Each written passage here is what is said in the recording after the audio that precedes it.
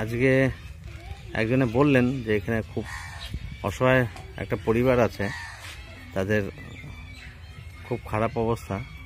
দেখি কে কে আছেন। দিদি ভাই, ও দিদি আছেন? হ্যাঁ, বলছি যে একটু নিচে আসুন না, কথা বলি।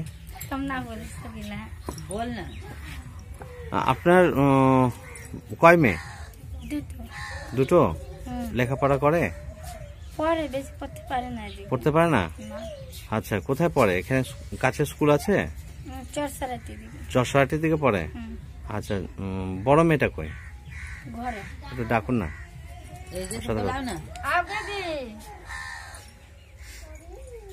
আসো, তোমার নাম কি? সুমন মাহাতো। আচ্ছা, কোন ক্লাসে পড়ো? 7-এ। বেশ। আর বোন? তোমার বোন কোন ক্লাসে পড়ে? এই যে বোন মনে হয়, এটা কে? তোমার বোন। তুমি কোন ক্লাসে পড়ো মামনি? 6-এ পড়ো। মানে আজকে 6-এ উঠলে? আচ্ছা আচ্ছা।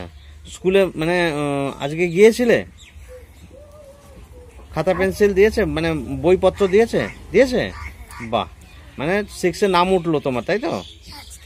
আজকে স্কুলে কে নিয়ে গেছিল? মা নিয়ে গেছিল। বেশ।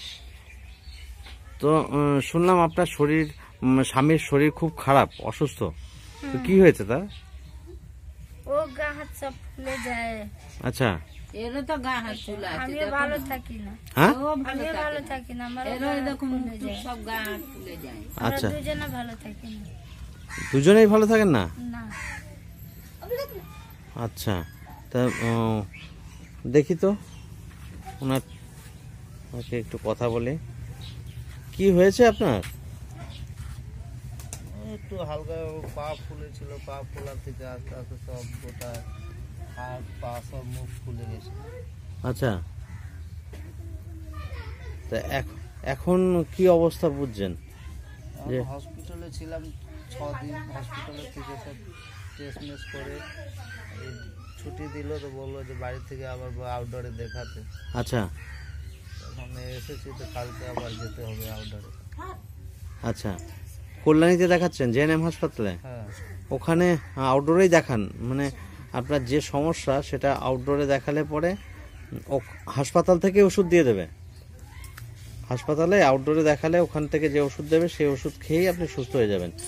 মানে বাইরে কোনো ডাক্তারকে দেখাবেন না। দেখাতে গেলে খরচা অনেক টাকা যাবে, তারপর অনেক রকম টেস্ট করতে দেবে, সেগুলো করতে তো পারবেন না হয়তো না। আপনি যেহেতু রোজগারের আসল ব্যক্তি ছিলেন, রোজগার করতেন, তো আপনি যদি অসুস্থ হয়ে পড়ে থাকেন তাহলে তো ঘরে টানাটানি থাকবে, কষ্টে চলবে। এখন রোজগার কে করে? এখন কোনোরকম চলছে, ওই যায় বউ যায় এদিকে ওদিকে কাজে, ওটাই নিয়ে টুকটাক করে চলে। আচ্ছা আচ্ছা, কাজ করে। এখন এই 2 মেয়ে তো খুব কষ্টেই আছে দেখছি, মানে লেখাপড়া শেখানো, তারপরে এদেরকে বড় করা, টাকা পয়সা রোজগারের মূল উৎস হচ্ছেন আপনি। শুনলাম আপনি কাজ করেন শিল্পাঞ্চলে। কি কাজ করেন? প্লাস্টিক কারখানায়। ও, কখন যান? সকালে 8টায় যাই। সকাল 8টায় যান, আর কখন আসেন? রাত্রিবেলা 7টার সময়। রাত 7টায়? বা সারাদিন থাকেন না? তা কত করে পান ওখানে? রোজ হিসাবে না সপ্তাহে? সপ্তাহ হিসাবে দেয়। সপ্তাহ হিসাবে টাকা দেয়, তাই দিয়ে চলে। তা আপনার শারীরিক কি সমস্যা ছিল বলছিলেন? শরীরে কি কষ্ট হয়? আমার সব গা হাত ফুলে যায়, শুধু ব্যথা করে। ফুলে যায় আর ব্যথা করে। ডাক্তার দেখিয়েছেন? ডাক্তার দেখিয়েছি। কোথায়? কল্যাণী হসপিটালে দেখাইছিলাম, আবার বাইরে থেকে দেখাই। আচ্ছা, জওহরলালে দেখিয়েছিলেন তাই তো? কল্যাণী জওহরলাল হাসপাতালে 500 বেডে। আউটডোরে দেখাবেন, ওখানে দেখিয়ে চিকিৎসা করান, ঠিক হয়ে যাবে। হ্যাঁ, অসুবিধা নেই। আর যদি মনে করেন যে খুব কষ্ট হচ্ছে, বাচ্চা মেয়েদেরকে চালাতে কষ্ট হচ্ছে, লেখাপড়া শেখাতে কষ্ট হচ্ছে, খাওয়া দাওয়া কষ্ট হচ্ছে, তাহলে আপনি মেয়েদেরকে আশ্রমে রাখতে পারেন। হ্যাঁ, ওরা ওখানে থেকে লেখাপড়া শিখে বড় হয়ে যাবে। যখন যখন ছুটি দেওয়া হয় তখন হয়তো নিয়ে আসলেন আপনি বড় মেয়ে বা ছোট মেয়ে। তুমি ওখান দিয়ে তাকিয়ে আছো, এদিকে আসো, আসো। তো তুমি কোন ক্লাসে পড়ো বলছিলে? 7-এ?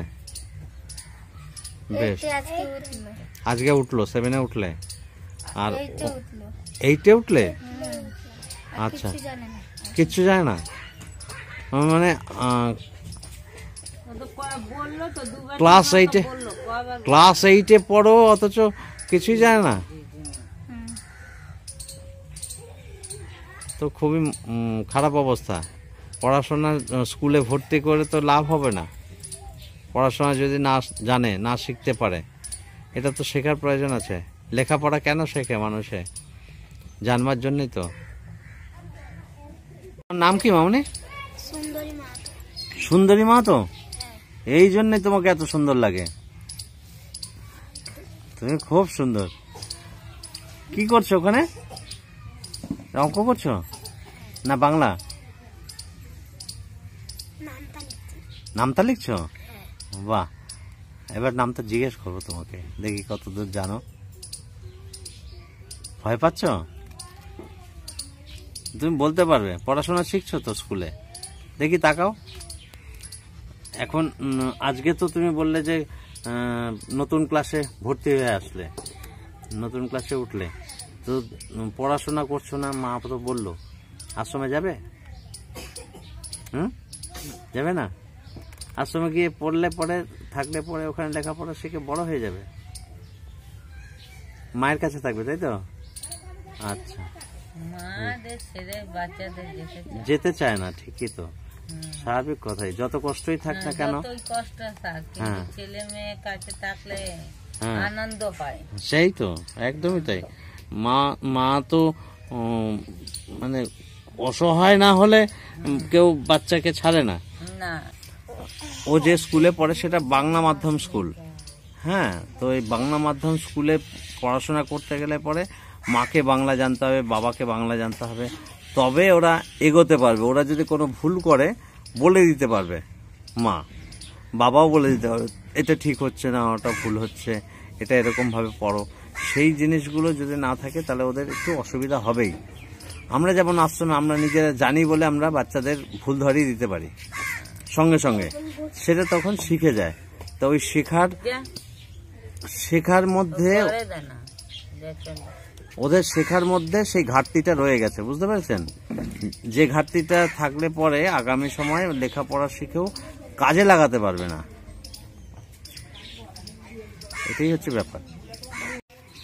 পড়ালেখা করতে গেলে পরে যেহেতু ওরা বাংলা মাধ্যমে পড়ে, আপনারা তো বিহারি, মানে বাংলা ভাষাটা কম জানেন, যার জন্যে ওদেরকে শেখানোর মতো কেউ নেই, দেখিয়ে দেওয়ার মতো বা শেখানোর মতো কেউ নেই। বাংলা যেহেতু আপনি জানেন না, আপনি বাংলা জানেন না, তো যার জন্য ওদের এগিয়ে যাওয়ার ক্ষেত্রে অনেকটা কষ্ট হয়। স্কুলে যতটুকুনি সময় থাকে, স্কুলে শিক্ষকরা যতটুকুনি পড়ায় সেটাই ওরা জানে, তার বেশি কিন্তু জানতে পারে না।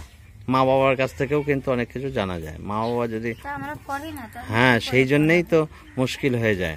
তো ওইটা কি আমরা, আমাদের দিদিমণি আছে, দিদিমণিরা শেখায়, আমিও শিখিয়ে দিই বাচ্চাদের, তো ওরা জানতে পারে। অনেক কিছু শেখার আছে, হ্যাঁ, সেগুলো মিশনে ছাড়া সম্ভব না। ঠিক আছে, আমি আপনাকে বলে গেলাম, যদি কখনো ওদের কোনো কষ্ট হয় কোনো দিক দিয়ে, তাহলে আমি একটা লিফলেট দিয়ে যাব আমাদের মিশনের। হ্যাঁ, ওখানে ফোন নাম্বার থাকবে, আপনি ফোন করে জানাবেন। যদি আশ্রমে থাকতে চায় তো আশ্রমে রাখতে পারেন। আর যদি কোনো সময় কোনো সমস্যা হয়, মানে খাতা পেন্সিল পেনের, আমাকে ফোন করবেন, আমি দিয়ে যাব। ঠিক আছে মামনি? এই যে তাহলে আজকে আসি। হ্যাঁ, তুমি যদি যাও মিশনে, তোমার মা যদি বলে, তো মিশনে চলে যাবে, লেখাপড়া শিখবে, ওখানে থাকা খাওয়া লেখাপড়া সব বিনা পয়সায় চলবে, কোনো রকম অসুবিধা নেই, জামা কাপড় সব পাবে, বুঝতে পেরেছ? বোন গেলে যাবে বা তুমি গেলে যাবে, যদি মনে হয় যে মিশনে গিয়ে পড়বে, লিখবে, লেখাপড়া শিখবে, তাহলে যেতে পারো, অসুবিধা কিছু নেই। তাহলে আজকে আসি, ভালো থাকুন সবাই, ঠিক আছে।